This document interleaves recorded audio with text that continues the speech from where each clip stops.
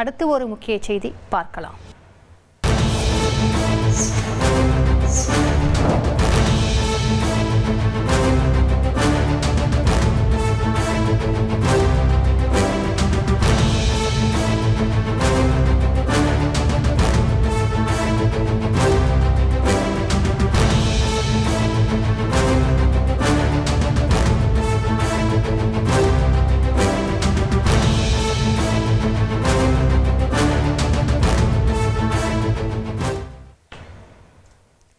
புதுச்சேரியில் பாகிஸ்தான் பெண் மீது வழக்கு பதிவு செய்யப்பட்டிருக்கிறது. கூடுதல் விவரங்களை செய்தியாளர் அக்பர் அலி வழங்க கேட்கலாம். அக்பர் அலி, விரிவான விவரங்கள் என்ன?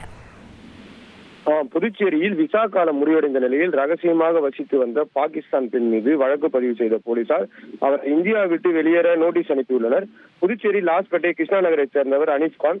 இந்திய நாட்டவரான இவர் பாகிஸ்தான் நாட்டை சேர்ந்த உறவு பெண்ணான பௌசியா பானு என்பவரை கடந்த 30/8/2012 அன்று திருமணம் செய்துள்ளார். திருமணத்திற்கு பிறகு விசிட் விசா மூலம் புதுச்சேரிக்கு பௌசியா பானு வந்து கணவருடன் வசித்து வருகிறார்.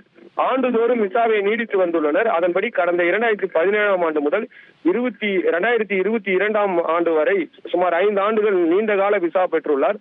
தற்போது லாஸ்பேட்டை காவல் நிலைய எல்லைக்கு உட்பட்ட லாஸ்பேட்டை நாகர்குளம் ரோட்டில் வசிக்கிறார். ஆனால் அவரது விசா கடந்த 10/6/2022 அன்று காலாவதி ஆகியுள்ளது. அதன் பிறகு அவர் விசாவை நீட்டிக்கவில்லை என தெரிகிறது.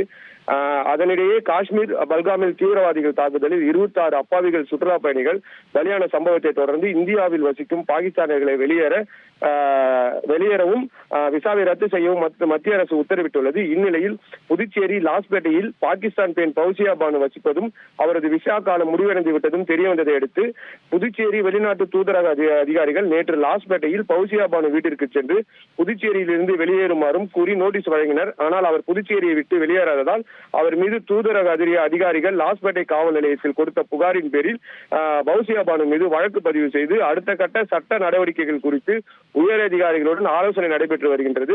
மேலும் இதனிடையே பௌசியா பானு போலீசாரிடம் தான் விசா புதுப்பித்துள்ளதாக தெரிவித்துள்ளனர்.